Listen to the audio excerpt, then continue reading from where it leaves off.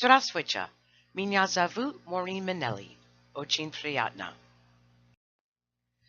The title of my presentation is The Changing Landscape of American Higher Education. Here in the States, we are witnessing changes to our universities. Those changes are due in part to changing demographics and economics. But they are also the result of the recent election of our new president, Donald Trump. My paper is divided into what I see are three different trends: favorable or advantageous trends, unfavorable or negative trends, and to be determined trends, where there is not enough information at this time to determine if they will be favorable or unfavorable. The two favorable trends that I see thus far include free tuition for college students and proposed changes in the rules for human subject research. The first one involves what I call the free tuition movement, or providing a free education to American college students. This movement is due to two current issues: the high cost of an American college education and the inability of graduating students to find employment that allows them to pay off their student loans in a timely manner. Currently, 41 of 50 American states offer or will offer some type of free college tuition. Each state has their own individual plan based on their respective needs. For example, the state of Arkansas will offer financial assistance to those studying in the STEM fields. STEM stands for science, technology, engineering, and mathematics. Because they are located in the southern part of the United States, Arkansas's need for skilled workers in science and engineering are greater than in other states. My state, New York, does not have these restrictions as their plan was announced this past January. While most of the restrictions have yet to be disclosed, the New York plan will offer free tuition to families who earn less than $125,000 USD. To qualify for the free tuition, their college-age child will have to attend school full-time and will have to graduate within the standard time frame of 4 years. The second favorable trend is a relaxation of rules regarding human subject research. Here in the States, universities have an Institutional Review Board, or IRB for short. This board ensures that any type of research, experiment, or testing on humans does not adversely affect them. All participants are told ahead of time about the risks involved and must consent in writing prior to their participation. Next January, American scholars who engage in low-stakes research like conducting surveys or interviews or analyzing secondary data will no longer have to receive approval from their IRB. This means that some types of research will be able to occur quickly and lead to faster rates of publication. Unfortunately, I see more unfavorable trends. These negative trends are mainly due to two overriding factors: a small number of U.S.-born college-age students and recent proposed changes to higher education by Trump. I will briefly discuss 4 of these unfavorable trends: Trump's proposed federal budget cuts, his recent ban on Muslims entering the U.S., a shrinking American student population, and a restructuring of educational institutions. Trump has recently proposed the elimination of or financial reduction of several national programs that are used by American universities for a variety of activities. Trump has proposed to eliminate the National Endowment for the Arts, NEA, and the National Endowment for the Humanities, also known as NEH. In addition, he has proposed to severely reduce funding for the National Institutes of Health, NIH, and the National Science Foundation, or NSF. These programs allow American universities to fund a wide variety of studies and pilot programs of new techniques and ideas regarding learning in higher education. In addition, the programs provide substantial grant money toward the study of the science and health fields and allow university researchers to conduct experiments on a variety of topics. As in Russia, these researchers study diseases, identify potential cures, and test newly created methods prior to the federal government allowing them to be used on the general populace. Many American professors use these programs to collaborate on scholarship with international colleagues. If these changes go through, American higher education will be detrimentally affected, resulting in fewer activities and studies for U.S. students, faculty, and staff, as well as our global counterparts. A second negative trend is the ban on Muslims from selected countries. Here in the U.S., the ban has sharply divided Americans politically. I do not want to comment on the politics. I desire to address the academic side instead. As I stated last year, it is my strong belief that we as educators must continue to do our work with our students and colleagues, and to share our knowledge with each other, regardless of the politics that are occurring around us. I hope some of you will agree with this perspective. Academically, there are three consequences we are currently enduring: decreased global participation in American academic conferences, fewer international students desiring to come to the U.S. to receive an education, and a reduction of students desiring to come here to study for a semester or a year.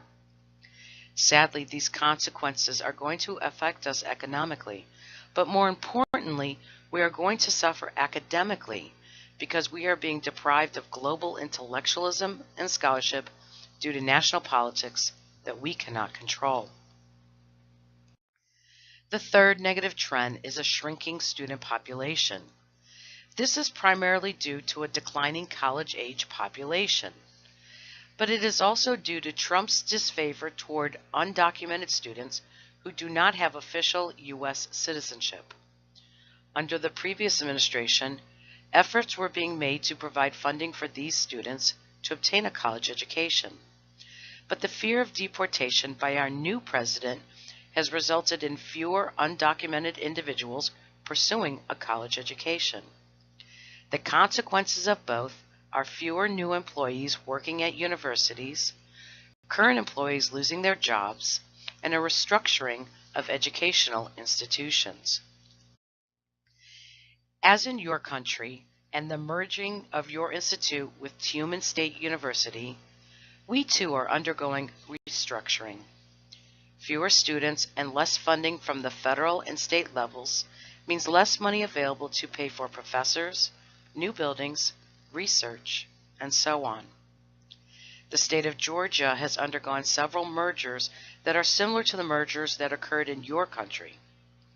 Another state, Pennsylvania, has proposed to close some universities and merge their curriculums with other institutions. In addition, the rising costs of an education as well as inflation has created some disastrous events. For example, we are seeing smaller private colleges close. My husband's alma mater, St. Joseph's College, a Catholic institution in the state of Indiana, is closing next month. The college was started 128 years ago in 1889.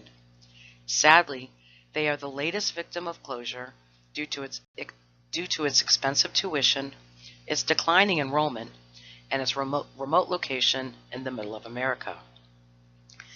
Even more sadly, those in higher education across our nation expect additional closures in the next few years.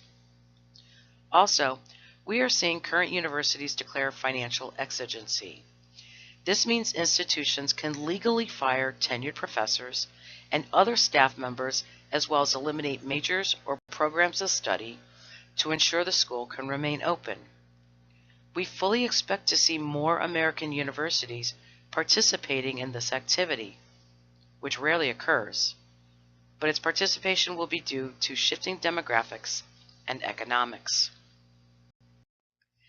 I have noted two to be determined or TBD trends, as I think they will become trends in the future. I just don't know when. The first one is a significant change to our two-year colleges, and the other is a possible refocus of campus infrastructure. Like you, we have traditional four-year colleges that lead toward a bachelor's degree. But we also have two-year colleges that serve multiple purposes. The traditional track is to allow students to do their first 2 years of study at a two-year college and at a cheaper tuition rate. The faculty at these schools often focus on teaching students than conducting research, although they are required to do some research and publish. I currently teach at one of these schools. The two-year college also has another purpose, to offer specific job training that directly leads to employment after 1 or 2 years. These programs are to train assistants and technicians in the business and health fields, provide support to business leaders, physicians, pharmacists, and the like, and often do not require a four-year degree. Trump has recently hired a conservative woman by the name of Betsy DeVos as our national educational leader. Unfortunately, she was chosen for her political views and not for her educational experience. She has very little national leadership experience and does not have substantial experience overseeing and guiding American universities. Many professors, including myself, are concerned that her inexperience will lead to bad decisions that will detrimentally affect higher education on this side of the globe. We also fear we may lose our international stature as a leading nation for higher education. A second TBD trend is a change to campus infrastructure. Last year, Laura Nunn of South Texas College gave a presentation at this conference about interpersonal communication and online learning. In her presentation, she said several students used the campus library to do their online courses because they did not have a computer at home. Recently, Arizona State University announced a refocus on their campus library. They are going to spend millions of dollars renovating it. Part of their change will be an increase in the number of computers available for students as they expect more to take classes online. Arizona State's online program is the fourth largest in America and is growing in popularity globally.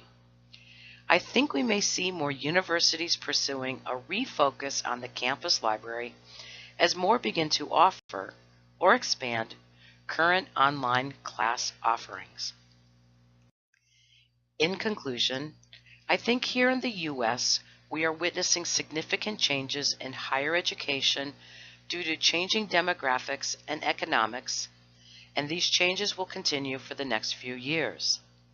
The impacts will vary by university and state, but right now the trend suggests that U.S. higher education is going to endure some troubled times that will have long-lasting and most likely permanent effects.